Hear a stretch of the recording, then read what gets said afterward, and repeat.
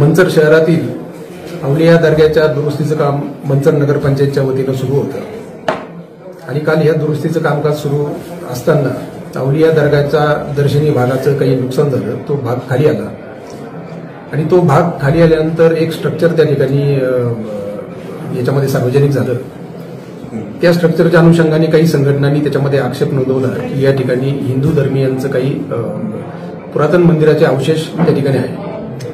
आता विषय संवेदनशील असल्या कारणानं त्या ठिकाणी तातडीनं मंचर पोलिसांनी स्थानिक प्रशासनानं हस्तक्षेप केला आणि पुढील कालावधीसाठी ते बांधकाम आपण काल संध्याकाळपासून थांबवलेलं होतं. आज सकाळी आपले अप्पर पोलीस अधीक्षक, मी स्वतः, या ठिकाणचे एसडीपीओ, तहसीलदार, मुख्याधिकारी सर्वांनी परत एकदा ह्या दर्ग्याची आम्ही पाहणी केलेली आहे आणि पाहणी केल्यानंतर सकाळ 17 पासून आम्ही मंचर शहरातील या दोन्ही समाज बांधवांचं त्याच्यामध्ये वेगवेगळ्या बैठकांच्या माध्यमातून त्यांचं आम्ही म्हणणं ऐकून घेतलेलं आहे, त्यांच्या समस्या जाणून घेतलेल्या आहे आणि त्यांना प्रबोधन करण्याचं काम केलेलं आहे.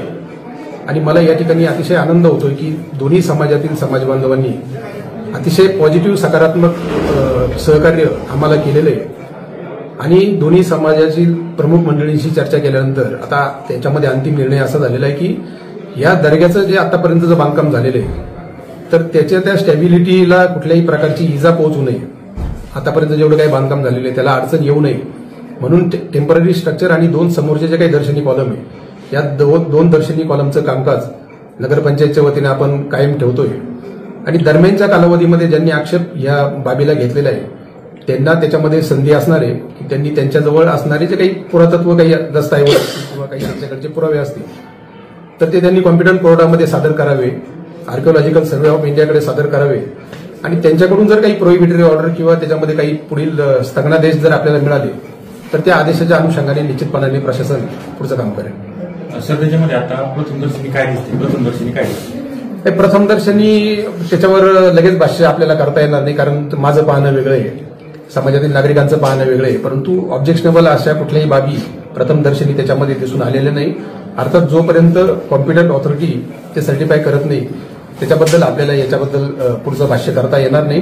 परंतु तुर्तास दोन्ही समाजातील नागरिकांना, आपल्या बांधवांना याच्यामध्ये आपण शांततेचं आवाहन केलेलं आहे आणि मंचर शहराची शांतता आणि सुव्यवस्था अबाधित ठेवण्यासाठी सर्वतोपरी प्रयत्न प्रशासन या ठिकाणी करत आहे. सदर बांधकाम जे आहे ते शासकीय नियमानुसार चालू होतं, स्ट्रक्चरल ऑर्डर वगैरे झालं होतं का? मंचर नगरपंचायतच्या वतीनं सदरचं बांधकाम या ठिकाणी सुरू आहे आणि आतापर्यंत जे काही कागदपत्र आम्ही त्याच्यामध्ये तपासलेले तर त्याच्यामध्ये एखाद्या कामाला जे काही आपण म्हणतो त्याला की पुढची ऑर्डर देताना ज्या ज्या काही बाबींचं त्याच्यामध्ये अनुपालन होणं गरजेचं होतं तर त्या सर्व तांत्रिक बाबींची पूर्तता मंचर नगरपंचायतच्या वतीनं झाल्याचं दिसून आलेलं आहे. आता जे प्रांतसाहेबांनी सांगितलं त्याच्यानुसार मंचर शहरामध्ये काल जो हा प्रसंग निर्माण झाला त्याच्यानंतर स्थानिक पोलीस प्रशासन, आमचे पोलीस निरीक्षक, आमचे उपविभागीय पोलीस अधिकारी यांनी तात्काळ या घटनेची दखल घेतली. त्या ठिकाणी तात्काळ गेले, स्वतः स्पॉटवरती पोहोचले आणि त्या ठिकाणी पोलीस बंदोबस्त लावला. त्याचबरोबर मंचर शहरातील जे या संबंधित बाबीशी जेवढे नागरिक आहेत त्यांच्याशी चर्चा केली, त्यांची मिटिंग घेतल्या, त्यांना शांततेचं आवाहन केलं आणि या आव्हानाला प्रतिसाद म्हणून मंचर शहरातील नागरिकांनीही आतापर्यंत शांतता राखलेली आहे. आजही आमची या संदर्भामध्ये प्रांतसाहेब असतील, आम्ही आणि तहसीलदार साहेब आहेत, आमचे उपविभागीय पोलीस अधिकारी, पीआय साहेब, नायब तहसीलदार, नगरपालिका मुख्याधिकारी या सर्वांची मिटिंग झाली. त्याचबरोबर नागरिक शहरातील प्रतिष्ठित लोकांची मिटिंग झाली आणि त्यांनी मान्य केलं की आम्ही गावामध्ये कोणतीही कायदा सुव्यवस्थेला बाधा येईल अशा प्रकारचं वर्तन कुणीही करणार नाही. त्याचबरोबर तोपर्यंत आमच्या इथं मंचर शहरामध्ये पोलीस बंदोबस्त राहील. यासाठी आता आमच्याकडून SRPFचे 2 प्लाटून आहेत, RCPचं 1 प्लाटून आहे आणि मुख्यालयाकडून आम्ही 60 कर्मचारी दिलेले आहेत. त्याचबरोबर नारायणगाव आणि खेड पोलीस स्टेशन इथले आमचे काही पोलीस बांधव या बंदोबस्तासाठी आम्ही बोलवलेले आहेत. त्याचबरोबर मुख्यालयाचे काही पोलीस अधिकारी या बंदोबस्तासाठी आलेले आहेत. जोपर्यंत ही परिस्थिती अशी राहील तोपर्यंत मंचर शहरामध्ये हा पोलीस बंदोबस्त इथं राहील. मी आपल्या माध्यमातून सर्व नागरिकांना आवाहन करतो की आपण शांतता राखावी, प्रशासनावरती विश्वास ठेवावा. चर्चेतून हा प्रश्न आपण मार्गी लावणार आहोत. कुणीही कायदा हातात घेईल अशा प्रकारचं वर्तन कुणी करू नये. कायदा सुव्यवस्था बिघडेल अशा प्रकारचं वक्तव्य असेल किंवा सोशल मीडियावरती पोस्ट असेल अशा प्रकारचं वर्तन कुणी करू नये. मी आपल्या माध्यमातून आवाहन करतो. आणि मी आपण जे आतापर्यंत मंचर शहरामध्ये शांतता बाधित राखण्यासाठी सर्व मीडियाचे प्रतिनिधींनी जे योगदान दिलेलं आहे मी त्याचाही उल्लेख करतो. आपणही आपल्या माध्यमातून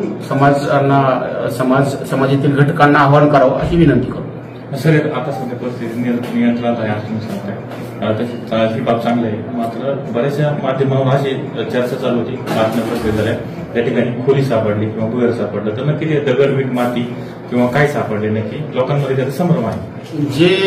जे तिथं स्ट्रक्चर आहे त्याबद्दल मी प्रशासकीय अधिकारी म्हणून भाष्य करणे योग्य होणार नाही. जे तिथं आहे त्याचा आम्ही पंचनामा करू व्हिडिओ शूटिंगमध्ये आणि तो आम्ही आमच्या रेकॉर्डवरती ठेवू. आणि जे आहे तिथं किंवा जे काही सापडलेलं असेल किंवा जे काही वस्तू तिथे असेल त्याच्याबद्दल योग्य प्रशासकीय यंत्रणा त्या बाबतीत दखल घेतील. किती दिवसात तुमचा खुलासा येईल किती दिवसात हा प्रश्न नाही असं तसं मला आता ह्या ते सांगता येणार नाही की ते किती दिवसामध्ये तसा निर्णय होईल. तसं काही त्या बाबतीत निर्णय सांगता येईल. त्याबाबत आपण वरिष्ठ कार्यालयाकडे काही पाठपुरावा केलाय का या संदर्भात कोणत्या विभागाकडे? कुठं वरिष्ठ कार्यालय कोणता विभाग जो आहे त्याच्याकडे आपण पाठपुरावा नाही, केलाय जे का? संबंधित घटक आहेत त्याच्यामध्ये ते पाठपुरावा करतील. त्याच्यामध्ये प्रशासन म्हणून आम्ही शांतता राखण्याचं काम करू, पोलीस प्रशासन म्हणून आम्ही कायदा सुव्यवस्था अबाधित राखण्याचं काम करू. बाकीचे जे प्रशासकीय यंत्रणा आहेत ते त्यांच्या बाबतीतलं ते काम करतील. म्हणजे तुर्तास तरी जे ते राहणार आहे ती परिस्थिती.